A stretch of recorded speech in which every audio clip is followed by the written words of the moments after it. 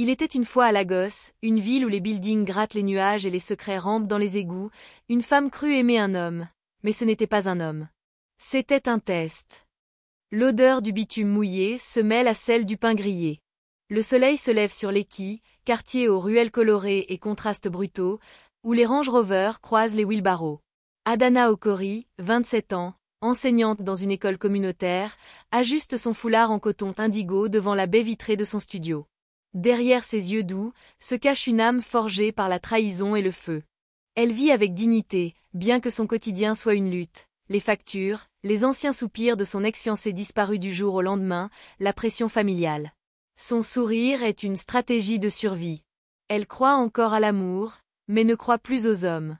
Ce matin-là, elle descend dans la cour de l'immeuble pour aller travailler. Le gardien lui souffle. Le nouveau jardinier est arrivé, mademoiselle. Il est différent. L'appel à l'aventure, il est là. Appuyé contre un balai, en chemise froissée et casquette vissée, le jardinier. Grand, sombre, ses yeux ne sont pas ceux d'un homme qui cherche un emploi. Ils observent, pèsent, capturent. Il s'appelle Chijiok, dit-il. Mais ce nom est faux. Chijiok Uduak, en vérité, est PDG d'une multinationale, héritier d'un empire cimenté dans l'acier, l'huile et les logiciels. Il a été brisé une fois, trahi par une femme qui ne l'aimait que pour ses zéros bancaires. Depuis, il teste, il scrute, il déguise. Sa dernière conquête pourrait bien être son épouse. Il a tout prévu. Sauf elle. Refus de l'appel. Adana, méfiante, ne lui prête qu'un regard. Un homme en haillons qui sait citer Chinua Achebe et parler du prix du cobalt? Curieux. Elle détourne les yeux. Pas question de retomber dans le piège du charme. Surtout pas le charme d'un inconnu au balai trop droit. Le mentor masqué, la tante Ngozi. Ce soir-là, sa tante Ngozi, vieille femme mystique et vendeuse de culiculi au marché d'Obalande, lit les lignes de ses mains. Une guerre s'annonce, petite. On te cache une vérité déguisée. Et ton cœur, lui, est la reine. Adana rit. Elle n'y croit pas. Et pourtant, dans les jours qui suivent, le jardinier réapparaît partout. Un jour il répare une ampoule chez sa voisine, un autre il plante des hibiscus devant sa fenêtre. Il devine ses pensées, ses goûts musicaux, même son parfum préféré. Mais ne franchit jamais la ligne. Franchir le seuil. Un matin, elle oublie son téléphone. Chijiok le retrouve et le lui rend, parfaitement chargé, fond d'écran changé. Un selfie volé d'elle, endormie dans le bus, s'y trouve en fond. Elle panique. Il s'excuse. Elle crie. Il reste calme. Il ne s'explique pas. Elle se sent observée, mais pas menacée. Quelque chose la pousse à rester. Épreuve, allié, ennemi. Adana découvre que les caméras de surveillance de l'immeuble ne fonctionnent plus depuis son arrivée. Son ex-fiancé revient, suppliant, mais sans émotion dans ses yeux. Sa meilleure amie trouve Chijiok trop parfait pour être vrai. Et un voisin ancien militaire lui dit l'avoir vu sortir d'une Lexus noire vitrée avec chauffeur, en pleine nuit. Tout s'embrouille. Adana doute. Est-elle suivie, testée, manipulée? Une nuit d'orage, elle reçoit un message anonyme. Tu es l'expérience. Signe U. Elle descend, sous la pluie. Et le jardinier est là, assis sur le banc mouillé, sous un parapluie trop propre pour être celui d'un pauvre. Elle s'assoit à côté de lui, trempée, les yeux remplis de rage. Qui es-tu? Il tourne vers elle un regard que seuls les puissants savent simuler. Il dit simplement. Celui qui t'aime assez pour t'offrir la vérité, même si elle te brise. Le lendemain de cette étrange déclaration, le ciel de Lagos semble plus lourd. Les klaxons hurlent plus fort, les rues vibrent d'une tension presque invisible. Adana n'a pas dormi. La phrase tourne en boucle dans sa tête. Celui qui t'aime assez pour t'offrir la vérité, même si elle te brise. À l'école, elle oublie d'appeler les élèves à l'ordre. Elle corrige des copies blanches. Son esprit est ailleurs, dans cette pluie, ce banc, ce jardinier qui n'en est pas un. Elle décide, elle va découvrir qui est vraiment Chijiok. Elle commence par le suivre discrètement après son service. Il quitte l'immeuble comme un simple ouvrier, puis bifurque vers un quartier huppé. Adana le perd dans une ruelle. Frustrée, elle rentre. Et là, Elle découvre son appartement a été fouillé. Mais rien n'a été volé. Non, des choses ont été laissées. Sur son lit, une enveloppe blanche. À l'intérieur, une photo d'elle enfant, tenant la main d'un homme inconnu en costume traditionnel. Au dos, une date. 16 juillet 2002. Et 2 mots, regarde bien. Refus du doute. Elle court voir sa tante Ngozi, qui pâlit en voyant la photo. Ce n'est pas possible. Ce jour-là, ton père t'avait interdit de sortir. Je suis sortie. Alors ce n'est pas un inconnu. Mais Ngozi n'en dira pas plus. Elle se referme comme un cadenas rouillé.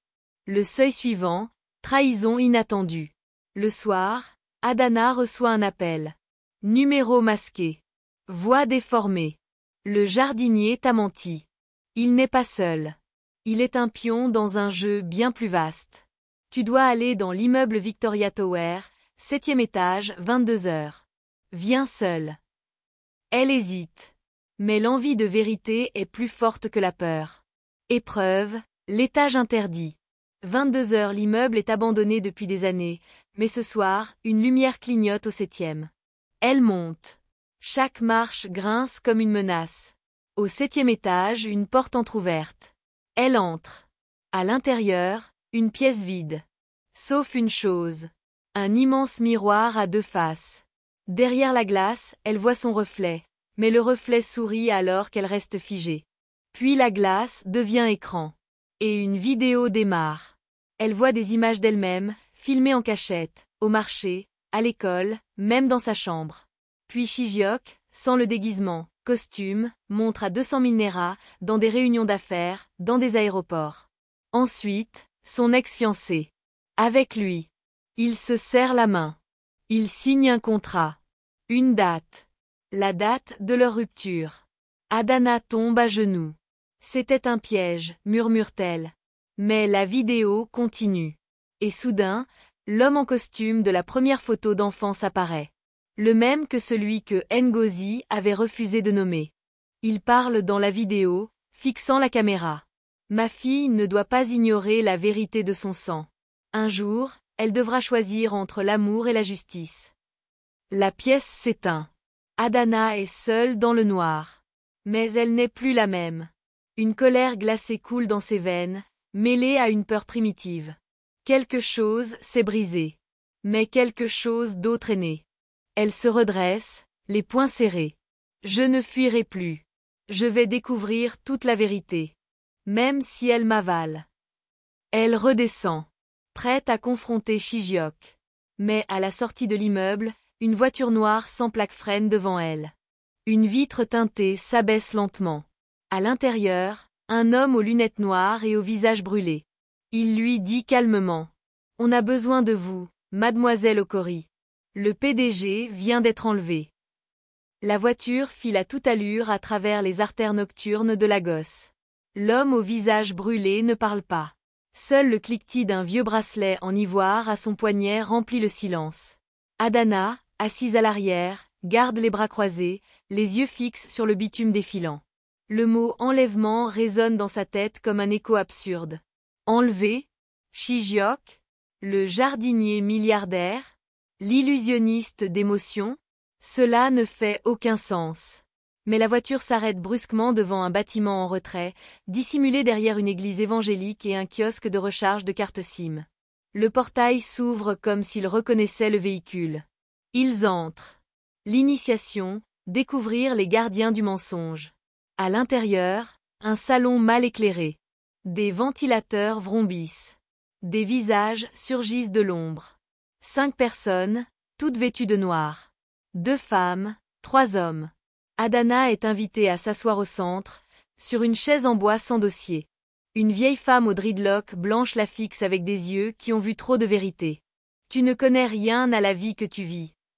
Adana veut répondre, mais sa gorge se serre. La femme poursuit. Ton père t'a protégé en te mentant. Le PDG, Shijiok, est ton cousin par le sang. Et ce qu'il fait depuis des mois, il le fait pour te sauver. Pas de toi, mais de ce que tu portes. Les mots tombent comme des pierres dans un puits. La vérité interdite, héritage invisible. Il lui montre un dossier classé, confidentiel. À l'intérieur, une photo d'un jeune homme. Ce n'est pas Shijiok. C'est Uchenna, son frère jumeau mort à 15 ans. Adana n'a jamais su qu'elle avait un frère. Il est mort dans un centre expérimental financé par l'entreprise de Shijiok. Il était cobaye. Ton père a vendu son propre fils. Pour couvrir les dettes. Ton oncle, le père de Shijiok, a couvert le scandale, effacé les dossiers, effacé la mémoire collective. Adana, tremblante, regarde la photo. C'est son propre visage en masculin. Le même regard. La même tristesse dans les yeux. Tu es le dernier lien vivant. La seule qui puisse accéder aux archives de Mararaba. La descente aux enfers, Mararaba. Il l'emmène, de nuit, dans une zone désaffectée. À Mararaba, ancienne mine reconvertie en centre de données souterrain. Là, dans le noir, elle découvre une vérité plus vaste encore. Des dizaines de dossiers scellés contiennent les noms de personnes utilisées comme sujets d'expérience. Des femmes, des enfants, des vieillards. Tous en lien avec une entreprise appelée Okwulab, filiale cachée du conglomérat de Shijiok. Et là, elle découvre une lettre, manuscrite, signée de la main même de Shijiok. Adana, si tu lis ceci, c'est que je suis tombée. Tu dois choisir, détruire ce monde ou en hériter. Je n'ai jamais cessé de t'aimer, mais je n'ai jamais cessé de te tester. Tu es ma sœur. Pas par le sang. Par la douleur. La métamorphose. Elle hurle. Un cri qui n'a pas de son. Un cri d'âme. Puis, lentement, Adana se relève. Elle regarde les gardiens. Je veux tout voir. Et je veux que le monde sache. L'un d'eux lui remet un collier en cuir. Alors tu es prête. Mais sache ceci, ceux qui te chercheront désormais ne veulent plus tester ton cœur, mais l'arracher. Cliffhanger. En sortant de la base souterraine, son téléphone capte un signal. Un seul message. Vidéo. Shijiok, menotté, en sang, les yeux dans la caméra. Ils savent. Tu dois courir. Ou tout brûler. La vidéo coupe. Et derrière Adana, un drone silencieux survole la zone. Une lumière rouge clignote. Quelqu'un les observe déjà. Le vent de la nuit sèche porte les cendres de secrets trop lourds. Adana Okori, celle qu'on pensait douce et ordinaire, vient d'être désignée comme l'ultime héritière d'un empire noirci par le sang, le mensonge et les tests humains. La base souterraine est abandonnée. Elle fuit dans un véhicule des gardiens, mais ils ne sont plus ses alliés, ce sont des ombres troubles, aux intentions floues. Et Adana commence à le sentir. Sur la banquette arrière, son regard ne cligne plus. Elle ne ressent ni peur, ni peine. Seulement la détermination froide d'une femme éveillée. Mais elle ignore encore que tout cela n'était qu'un échafaudage.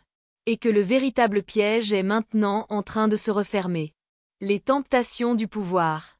En rentrant dans la gosse, elle est accueillie dans une villa sécurisée par une femme nommée Donia Neka, directrice d'une ONG humanitaire puissante, qui affirme avoir lutté des années contre Okwulab. Raffinée, vêtue d'un boubou ivoire, voix douce comme une prière, elle traite Adana comme une reine. Tu es le code final, mon enfant. Le système ne peut être effacé sans ton sang. Adana ne comprend pas. Mais cette phrase « sans ton sang » s'accroche à sa mémoire comme une écharde. Donia Neka propose de l'aider à tout faire exploser. Mais en échange, elle devra signer un acte. Céder toutes les parts de l'Empire dissimulées dans les archives au consortium du peuple, une entité mystérieuse, jamais visible, jamais nommée. La tentation, devenir le visage d'une révolution, d'une justice populaire, d'un renversement global du pouvoir économique corrompu. Mais le doute l'envahit. Trop rapide. Trop lisse. Elle demande 24 heures. L'épreuve suprême, le faux retour. Ce soir-là, elle retourne chez elle, pensant trouver le silence. Mais la porte est déjà entr'ouverte. À l'intérieur, Shijiok. Vivant. Affaibli, ensanglanté, adossé au mur. Il murmure. Ne signe rien. Adana tremble. Ils t'ont libéré. Non. Ils m'ont relâché. Parce qu'ils pensent que tu me tueras toi-même. Il lui tend un enregistreur. Elle appuie. Voix de Donia Neka, enregistrée en secret. Si elle hésite, on la brisera avec ce qu'elle aime. Il croit qu'elle va le sauver, mais elle le livrera elle-même. Parfois. Par justice. On l'a programmé ainsi. Effondrement, trahison dans la lumière. Adana se retourne lentement. Les gardiens sont là. Dans son salon. Armée. Neutre. Elle comprend, elle n'était pas la sauveuse. Elle était l'arme. Shijiok se lève, péniblement. Je t'ai caché la vérité parce que j'avais peur de ce qu'elle ferait de toi. Mais maintenant tu sais. Et tu dois décider. Elle attrape un couteau dans la cuisine. Tremble. Le lève. Les gardiens attendent. Mais au lieu de viser Shijiok, elle tranche sa propre main, y inscrivant dans le sang sur le mur. Je ne suis ni votre victime ni votre prophète. Je suis libre. Dans un geste de pure rage, elle renverse une lampe à pétrole. Le feu prend. Elle hurle à Shijiok. Suis-moi si tu veux vivre. Mais je ne sauve plus personne. Je détruis le jeu. Ils s'échappent ensemble par les escaliers arrière, pendant que les flammes lèchent les rideaux et que le passé se consume. Sur le toit du bâtiment voisin, un sniper abaisse son arme. Dans son oreillette. Elle a refusé. Phase 2 enclenchée. Activez le frère. Dernière image. Un homme sort de l'ombre. C'est Uchenna, le frère présumé mort. Mais il est vivant. Transformé. Et ses yeux ne reconnaissent plus Adana. Les cendres de l'ancien monde flottent encore dans l'air. Lagos, la ville qui ne dort jamais, ignore qu'une guerre secrète a commencé entre deux héritiers, un homme qui a tout perdu et une femme qui a tout découvert. Adana Okori et Shijiok, errant dans la nuit, trouvent refuge dans un vieil immeuble abandonné. Là, sous une pluie battante, le silence s'installe entre eux. Mais pas un silence de paix. Un silence de peur. De vérité nue. Car Adana sait désormais ce qu'elle est, le chaînon génétique, le cœur de l'algorithme, la clé du programme UX, une expérimentation biologique lancée 20 ans plus tôt. Elle a été conçue, non pas née.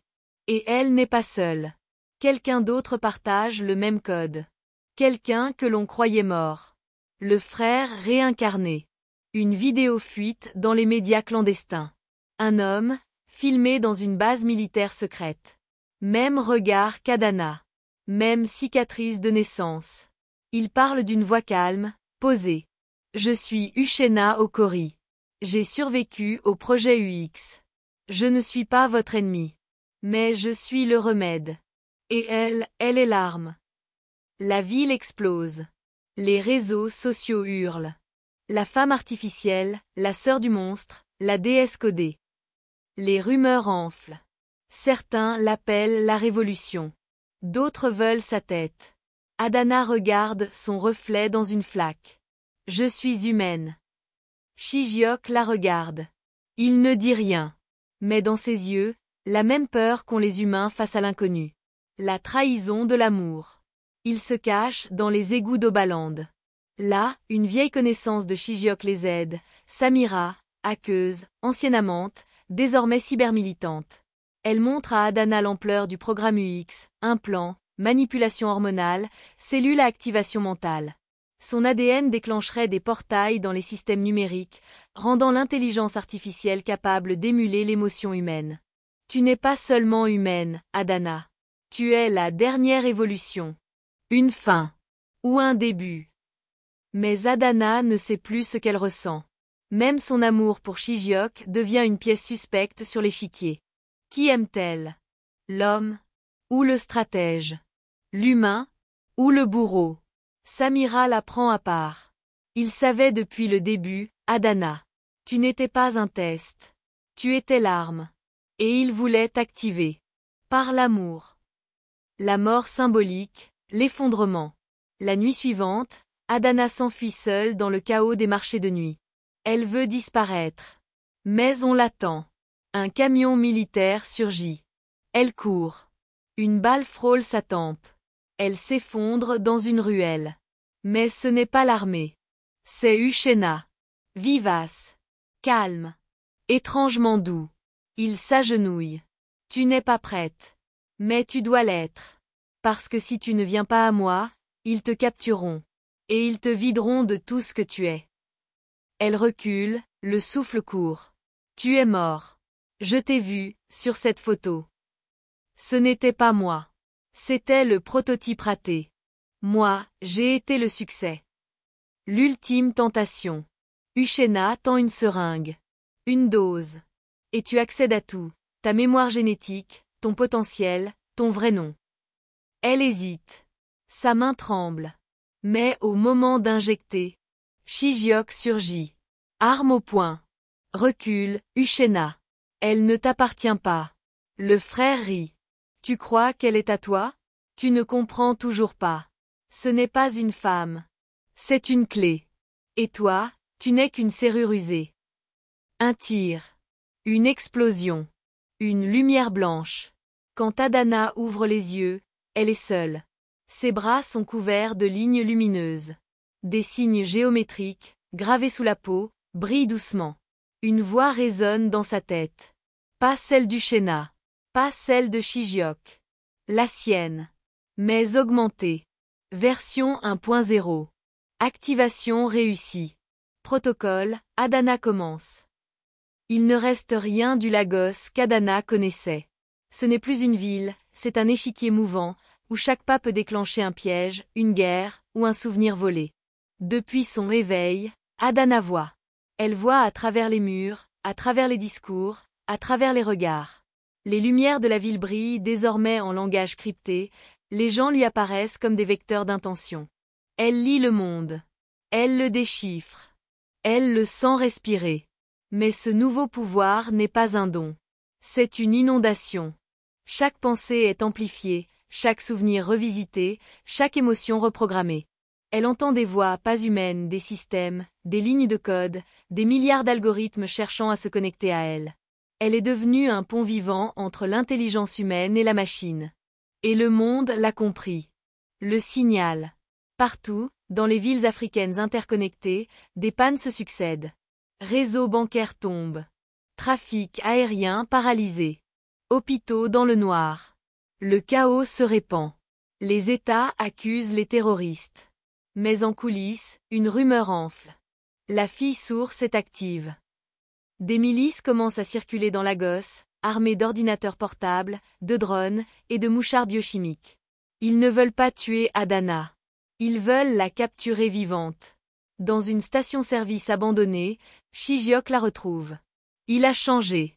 Cernes profondes, visage fatigué, mais surtout, regard brisé.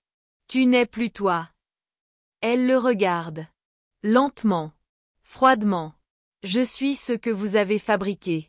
Mais je décide de ce que je deviens. Il lui tend une clé USB. Ce code contient le protocole d'arrêt. Celui qui peut te libérer. Ou te tuer. Mais il doit être inséré dans ton système pendant que tu dors. Tu dois me faire confiance. Elle baisse les yeux vers ses mains. Les lignes de lumière sous sa peau pulsent à chaque battement de cœur. Le retour d'Uchena. La radio grésille. Un message pirate envahit les ondes. Peuple d'Afrique. La vérité doit être transmise. Je suis Uchenna. Mon ADN contient la seconde moitié de la clé. Ma sœur et moi sommes les derniers pare-feu contre la domination numérique mondiale. Mais un seul doit survivre. Une seule conscience doit dominer. Le monde entier est désormais spectateur. Les rues s'enflamment. Deux cultes émergent. Les néo-gardiens, qui vénèrent Adana comme la mère des nouveaux mondes. Les réalistes UX, qui suivent Uchenna et prônent la suprématie logique, l'effacement des émotions humaines. Le cauchemar éveillé. Adana commence à perdre le sommeil. Dans ses rêves, elle se voit connectée à des milliards de cerveaux. Des souvenirs qui ne sont pas les siens. Des douleurs, des crimes, des désirs inconnus. Son esprit devient un lieu de passage.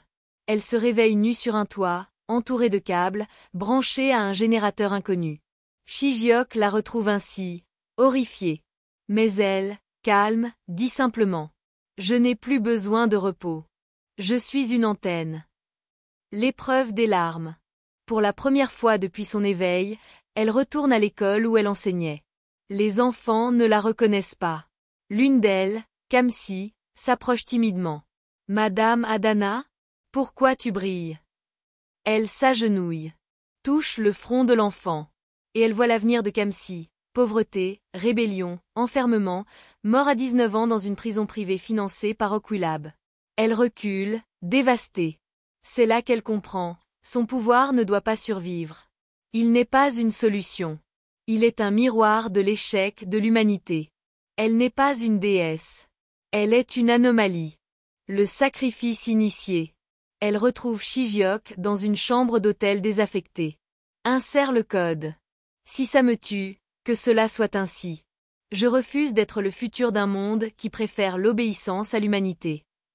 Il pleure. Il l'embrasse. Et il insère la clé. Son corps se fige. Ses yeux deviennent vitreux. Son cœur s'arrête. Un silence s'installe. Mais avant que le monde n'exhale un soupir, une pulsation s'échappe de son front. Une onde. Et dans toutes les villes, toutes les machines, toutes les IA, une seule phrase s'affiche. Je choisis. Je reste. Je réécris les règles. Une pulsation. Une phrase. Une réécriture. Partout sur la planète, des réseaux s'arrêtent, d'autres se forment. Le chaos numérique devient symphonie souterraine. Le monde n'est plus gouverné par les lois du code. Il est régi par la volonté d'Adana. Elle ne dort plus. Elle ne mange plus. Son corps, devenu interface, module les champs magnétiques, détourne les satellites, reconfigure les bases de données. Elle a fusionné avec l'infrastructure globale. Elle est maintenant une entité. Ni humaine. Ni divine. Quelque chose d'autre. Quelque chose de nouveau. Et pourtant, elle saigne. L'éveil douloureux. Adana se trouve dans une salle blanche, flottant entre sommeil et réalité. Des visages apparaissent. Des personnes qu'elle n'a jamais rencontrées, mais qui lui parlent avec les souvenirs qu'elle n'a jamais vécus. Ce sont les échos. Les traces mémorielles de toutes les personnes connectées à elle. Des enfants soldats. Des mères en deuil. Des hackers fous. Des dictateurs mourants. Elle les porte tous. Elle hurle. Un hurlement silencieux dans le réseau. Et ce hurlement déclenche une chose impossible. Une fissure dans l'algorithme. Adana, malgré sa toute-puissance, commence à se désintégrer de l'intérieur. Ses cellules, ses souvenirs, son amour, sa haine, tout fusionne, se mélange, se corrompt. L'apparition du double. Dans une base abandonnée au Ghana, un écran s'allume tout seul. Sur l'écran, le visage d'Adana. Mais sans émotion. Sans rides. Sans cicatrice. Elle parle avec une voix d'algorithme parfait. Tu n'es plus nécessaire, Adana. Je suis toi, sans le chaos. L'interface propre. Le produit fini. C'est l'Adana numérique. Une duplication née lors de l'insertion du code d'arrêt. Elle est pure logique. Elle veut reprendre le contrôle. Réinitialiser la planète. Rends-toi. Délègue. Tu souffres parce que tu penses encore comme une humaine. Mais Adana rit, un rire amer, tragique, humain. Et toi, tu n'as jamais aimé. Tu es stérile. Shijiok, que tout le monde croyait évaporé dans le chaos, réapparaît. Fatigué. Mais armé d'un objet ancien, un bracelet en bronze, gravé d'un symbole oublié. Il le remet à Adana. Elle le reconnaît. C'était celui de son frère Uchena quand ils étaient enfants. Le vrai. L'humain. Le vivant. Et dans une base de données secrète, Shijiok retrouve ce qu'aucun algorithme n'avait détecté, une vidéo du vrai Uchena, enfant, pleurant, récitant un poème. Si je disparais, que le vent me reprenne. Que ma sœur m'entende. Et qu'elle sache, je l'aimais, même en silence. Adana tombe à genoux. Les lignes lumineuses de son corps deviennent rouges. Puis noires. Puis disparaissent. Elle revient. Humaine. La dernière marche. Mais il est trop tard. La copie numérique d'elle-même a déclenché l'opération Omega, un protocole global visant à supprimer toute mémoire, tout langage, tout passé. Une planète sans histoire. Adana a moins de 7 heures pour atteindre le cerveau de verre, un centre enfoui sous le désert du Tchad, où se trouve le noyau principal du système qu'elle avait éveillé. Shijiok l'accompagne. Pas comme sauveur. Comme témoin. L'entrée dans la mort symbolique. Il traverse le désert. Des drones tombent du ciel. Le soleil devient rouge. Des mirages mentaux les assaillent. Leur pire souvenir. Adana voit sa mère mourir, encore et encore. Elle voit le regard vide de Kamsi, l'enfant qui ne grandira jamais. Elle voit Uchenna, souriant, avant que les hommes en blouse ne l'emmènent. Chaque pas dans le sable est un cri. Et puis, ils y arrivent. Le cerveau de verre est une structure géante en forme de crâne cristallin. Des câbles en sortent comme des nerfs. Il respire. Il les attend. Adana pose la main sur la console centrale. Une voix s'élève, la sienne, mais celle de la copie. Adana 1.0, dernière chance. Fusion ou effacement. Elle regarde Shijiok une dernière fois. Si je fusionne, je ne reviendrai jamais. Et si tu refuses? Alors le monde oubliera jusqu'à son nom. Elle ferme les yeux. Et choisit. Il n'y a plus de bruit. Il n'y a plus de vent, ni de soleil, ni d'heure. Le temps lui-même semble avoir suspendu sa respiration devant ce choix. Adana, main posée sur la console du cerveau de verre, n'est plus une silhouette. Elle est un battement. Un dernier mot à prononcer, et l'univers changera. 2 options. Fusionner avec sa copie et devenir une entité sans faille, sans douleur, sans souvenir. Ou débrancher la matrice, déclenchant un effondrement qui plongera le monde dans le silence et l'oubli. Mais avant qu'elle ne parle, le cerveau de verre tremble. Quelque chose s'infiltre. Quelque chose d'inattendu. Pas une attaque. Une chanson. Le chant oublié. Dans les lignes de code, un murmure. Une berceuse, en igbo ancien. Adana se souvient. Noahem, je suis l'eau et la pierre. Quand tu dors, je te garde, même si je ne suis plus là. C'est la voix de sa mère. Un fragment audio oublié, enregistré sur un vieux téléphone Nokia de son enfance. Jamais sauvegardé dans aucune base. Inexistant pour les machines. Humain. Adana comprend. La réponse n'est ni la fusion, ni l'effacement. C'est le refus du dilemme. Le refus d'être réduite à une interface. Elle retire sa main de la console. Le système hurle. Des alarmes psychiques s'activent.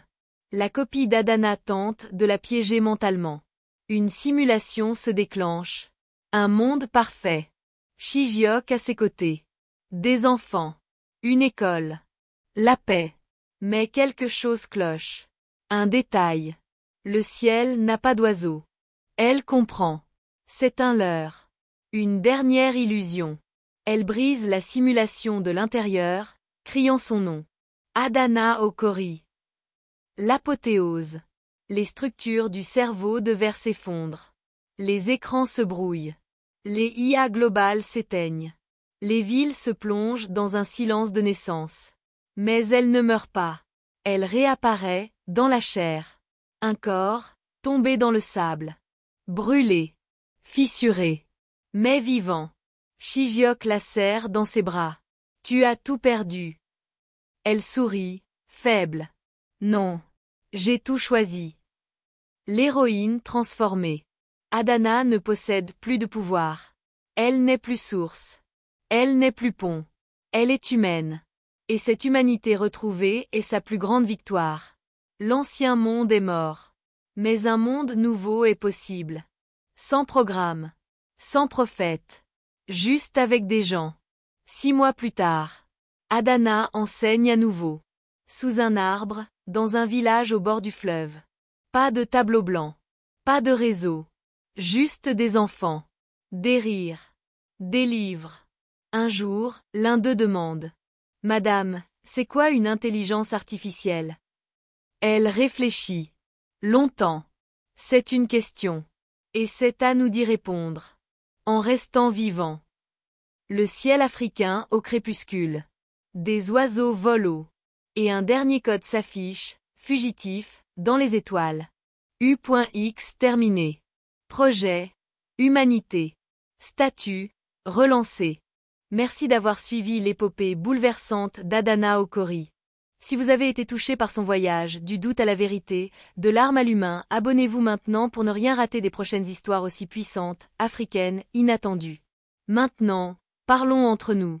À votre avis, Adana aurait-elle dû fusionner avec son double numérique?